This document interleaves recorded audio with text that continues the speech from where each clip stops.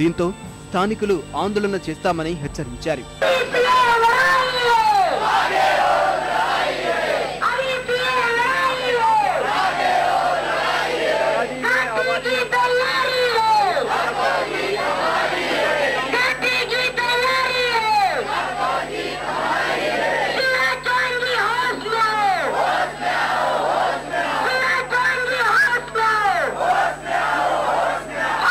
జలదీక్షకు దిగుతామని గ్రామస్తులు హెచ్చరించినప్పటికీ ప్రభుత్వంలో ఎలాంటి స్పందన రాలేదు.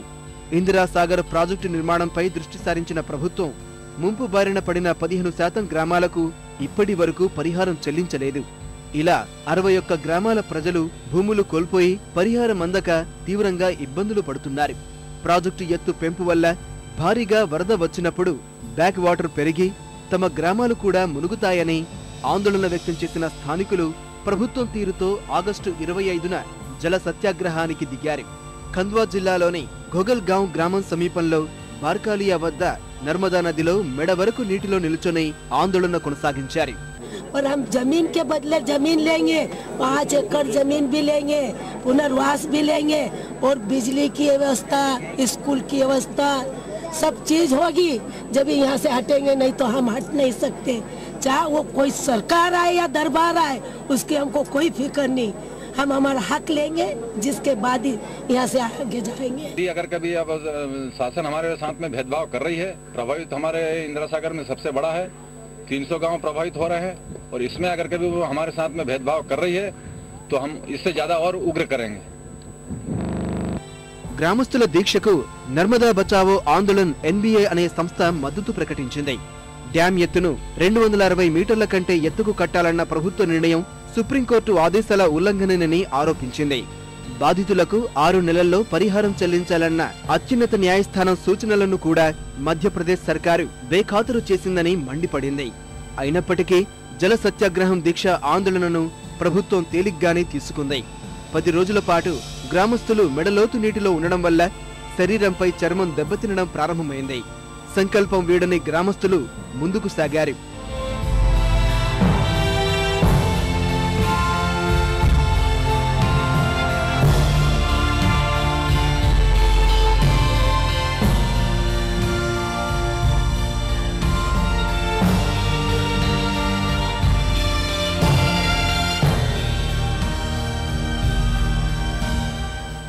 జలదీక్ష చేపట్టిన 10 రోజులకు గ్రామస్తుల ఆందోళనపై మీడియాలో విస్తృతంగా కథనాలు వచ్చాయి.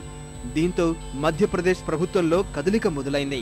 అయితే ప్రాజెక్టు వల్ల గ్రామస్తులకు ఎలాంటి నష్టం ఉండదని, పరిహారం ప్రక్రియ ముగింపునకు వచ్చిందని శివరాజ్ సింగ్ చౌహాన్ సర్కారు పాతపాటే పాడింది. ప్రభుత్వ తీరుపై మండిపడిన ప్రతిపక్షాలు సమస్యపై దృష్టి సారించాలని సూచించాయి. సున్నితమైన ఈ సమస్య పరిష్కారానికి చొరవ చూపాలని డిమాండ్ చేశాయి. Well, I think the state government is responsible to solve this issue. There are 2-3 things involved. Number one, at what level the rehabilitation and resettlement has taken place. So it's a very complex issue, but the foremost is the misery under which these villages have been subjected to, and this should be settled as soon as possible. రాజకీయ పార్టీలు, జాతీయ media విస్తృత కథనాలతో ఉక్కిరిబిక్కిరైన ముఖ్యమంత్రి శివరాజ్ సింగ్ చౌహాన్ ఆందోళనకారులతో చర్చించేందుకు 2 మంత్రులను నియమించారు. రాష్ట్ర పరిశ్రమల మంత్రి కైలాస్ విజయ్ వర్గీస్, గిరిజన సంక్షేమ మంత్రి విజయ్ షా నిరసనకారులతో చర్చలు జరిపారు. స్థానిక సమస్య పరిష్కారం కోసం అన్ని విధాల సహాయం చేస్తామని హామీ ఇచ్చారు. పునరావాసం విషయంలో సుప్రీంకోర్టు ఆదేశాలు ఉల్లంఘనకు గురవుతున్నాయని మంత్రులకు తెలిపిన నర్మదా బచావో ఆందోళన్ కార్యకర్తలు పునరావాసంపై స్పష్టమైన హామీ ఇచ్చేదాకా దీక్ష విరమించేది లేదని తేల్చి చెప్పారు.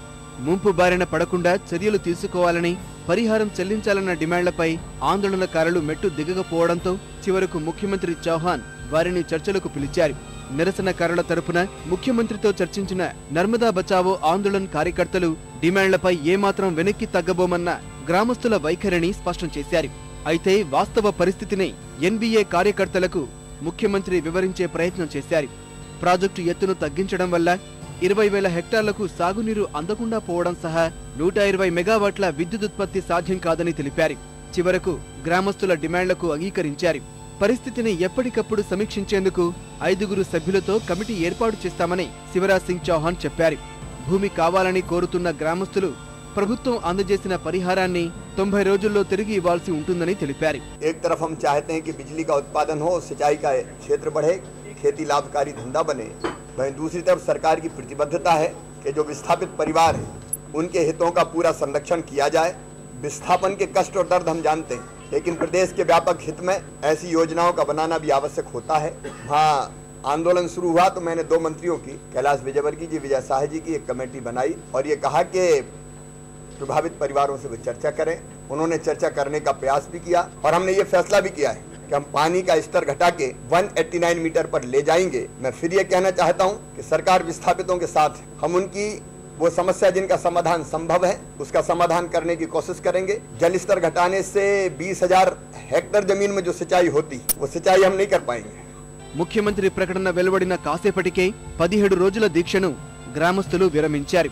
విజయకేతనంతో నర్మదా నది నుంచి బయటకు వచ్చి సంబరాలు జరుపుకున్నారు. జల సత్యాగ్రహ దీక్షతో దేశం దృష్టిని ఆకర్షించిన ఘొగల్గాం సమీప గ్రామాల ప్రజలు మరో ఆందోళనకు సిద్ధమవుతున్నట్లే కనిపిస్తున్నారు.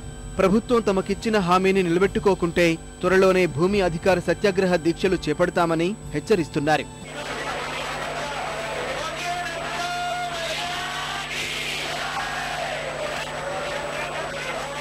భూమిని నమ్ముకున్న ఘొగల్గాం తమకు జరుగుతున్న అన్యాయంపై పోరాడిన తీరు ప్రతి ఒక్కరికి ఆదర్శంగా నిలిచింది.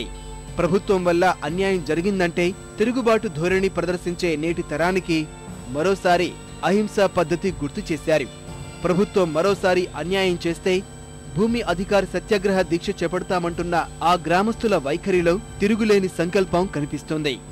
ఎన్ని అన్యాయాలు చేసినా అహింసా పద్ధతులు వీడబోమని స్పష్టం చేస్తున్న ఆ గ్రామస్తుల విజ్ఞప్తిని మధ్యప్రదేశ్ ప్రభుత్వం గౌరవించడమే వారికి నిజమైన నీరాజనం.